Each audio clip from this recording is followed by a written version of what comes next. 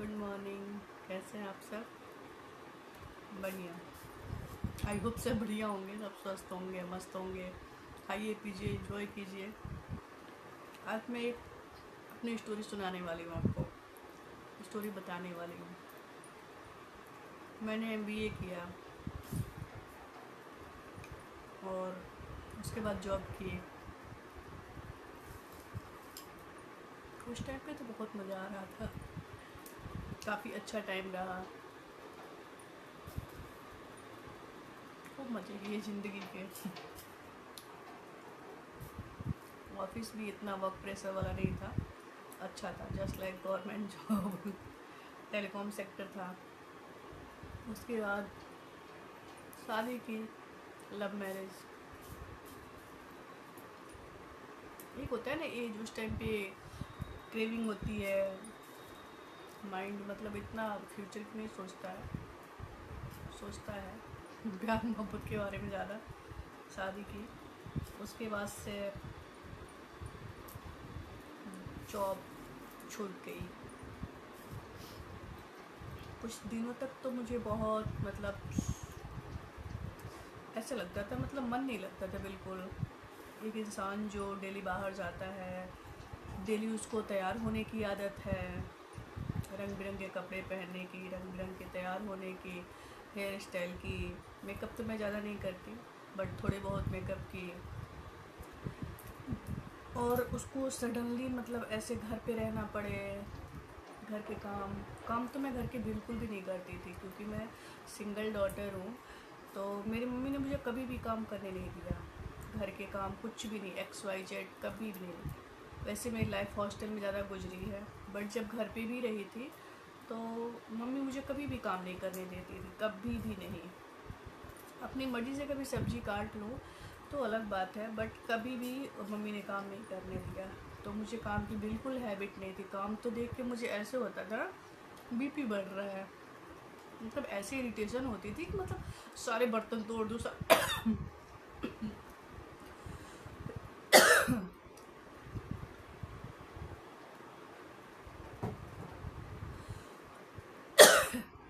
मैं चने खा रही हूँ इसलिए वो जो सत्तू टाइप का हो जाता है ना, तो फंस गया।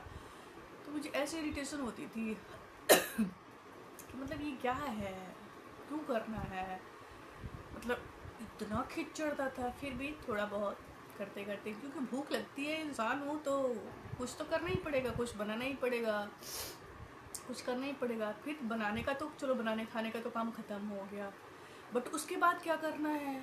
पूरे दिन आपको या तो सोना है, तो कितना देर पढ़ोगे, थोड़ा बहुत पढ़ना है।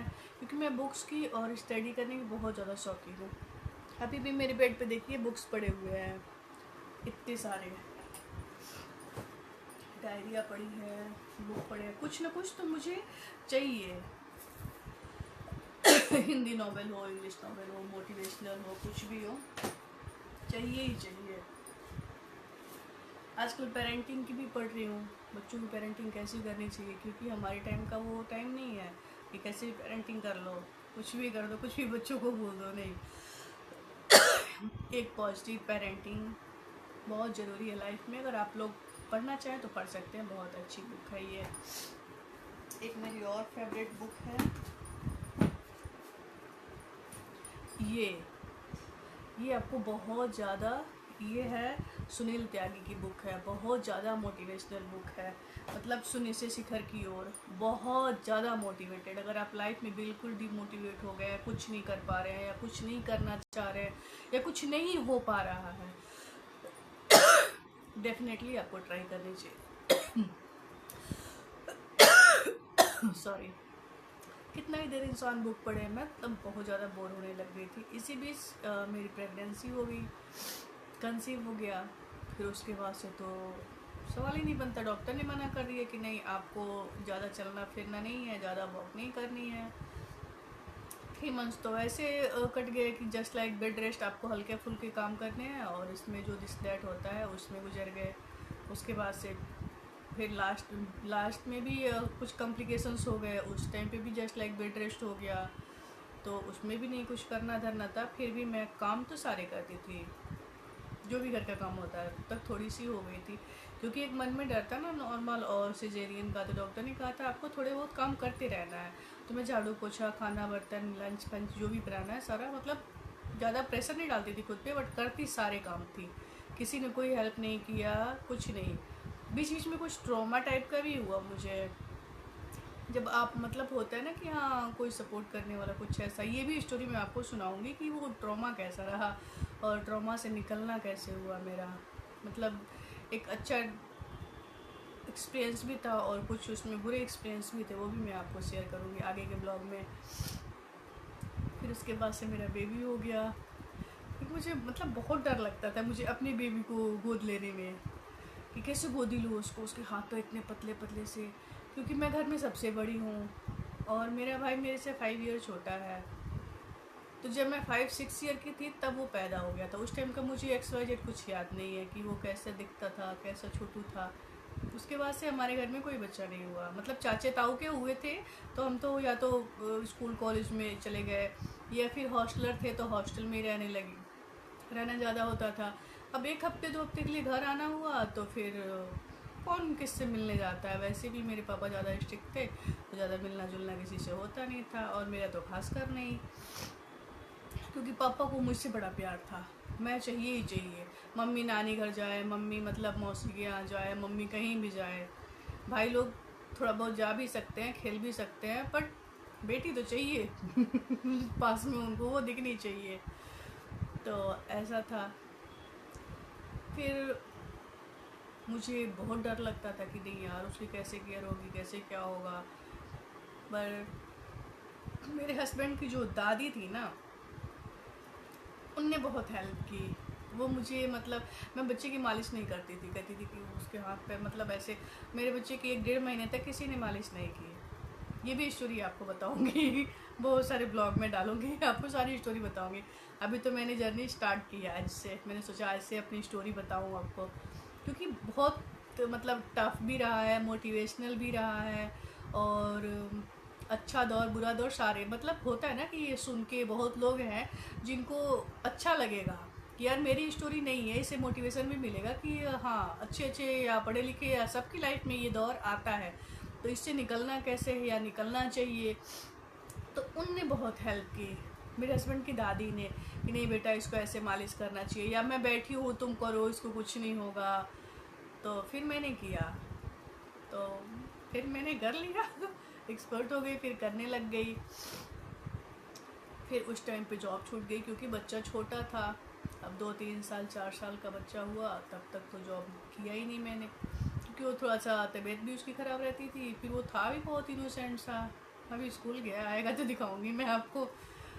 तभी भी वैसा ही है, दुबला पतला सा, और मतलब लेकिन चुलबुला बहुत है। पहले भी चुलबुला बहुत था अभी भी चुलबुला बहुत है। तो इस चक्कर में मुझे मतलब कुछ ज़्यादा ही प्यार हो गया था उससे, कि नहीं यार इसको छोड़ के क्यों जाना, डे केयर में क्यों डालना। फिर थोड़ा बड़ा हो गया, अभी तो 6 ईयर का हो गया। तो अभी मैं कुछ करती हूँ, वो भी आपको नेक्स्ट ब्लॉग में बताऊँगी कि हाँ थोड़े से बच्चे बड़े हो जाएं तो थोड़ी अपने लिए भी टाइम निकालनी चाहिए, अपने करियर के लिए या फिटनेस के लिए या हेल्थ के लिए, खाना पीना जो भी है। फैमिली टाइम भी चाहिए, अपने पर्सनल टाइम भी चाहिए, क्योंकि हम एक बार ही पैदा होंगे, दोबारा होंगे किस चीज़ में जाएंगे किसी को नहीं पता है। तो इसलिए ये ज़िंदगी बहुत अनमोल है, इसको मुंह चलाते रहिए क्योंकि मुझे कुछ ना कुछ खाने की आदत है। मैं कुछ काम भी करती रहती हूँ, या ऑफिस का काम हो, घर का काम हो, कुछ भी करती रहूँगी, मुझे हर थोड़ी देर के बाद ना 30 मिनट्स और 20 मिनट्स कुछ चाहिए। तो मैं अनहेल्दी खा खा के ना, आप देख सकते हैं मेरी टमी कितनी निकल गई है, मोटी होती जा रही थी। तो मैंने कहा नहीं यार कुछ हेल्दी ट्राई करो, मखाने ट्राई करो, रोस्टेड चने ट्राई करो, या मुरमुरे ट्राई कर लो। गर्मियों का मौसम है, छाछ पी लो या शिकंजी पी लो, बेटर ऑप्शन है। तो मैंने ये ट्राई किया। और आप लोग बताइए कि आप लोग जॉब, मतलब मैं लेडी से पूछना चाह रही हूँ कि जॉब कर रही है, आपने जॉब छोड़ दिया, क्यों छोड़ दिया, अभी क्या कर रही है, नेक्स्ट प्लान क्या है। अगर आपको कोई गाइड चाहिए तो कमेंट्स कीजिए, मैं वो भी हेल्प करूँगी। आगे मैं लिंक भी प्रोवाइड कर दूँगी आपको, और वैसी कोई लिंक चाहिए तो part time full time, fake वाली नहीं, जेनविन वाली क्योंकि मैंने ऐसे बहुत सारे लिंक देखे हैं ना कि मतलब हाँ वो प्रमोशनल वाले आते नहीं, ऐसा कुछ नहीं, क्योंकि हर किसी को कुछ ना कुछ करते रहना चाहिए। वैसे वीडियो ज़्यादा लंबी हो जाएगी तो कोई देखेगा नहीं। चलिए मिलते हैं नेक्स्ट ब्लॉग में, फिर आगे की जर्नी शेयर करती हूँ, मैंने कैसे फिर रीस्टार्ट किया, और ये पोस्टमार्टम ट्रॉमा कैसा रहा, मेरे साथ किसने कैसा बिहेव किया, कैसा एक्सपीरियंस रहा, किसने सपोर्ट किया, किसने नहीं किया, कैसे वेट लॉस करना है या कैसे वेट गेन करना है, सारी चीज़ें धीरे धीरे आपको ब्लॉग में मिलेंगी। तब तक के लिए बाय बाय।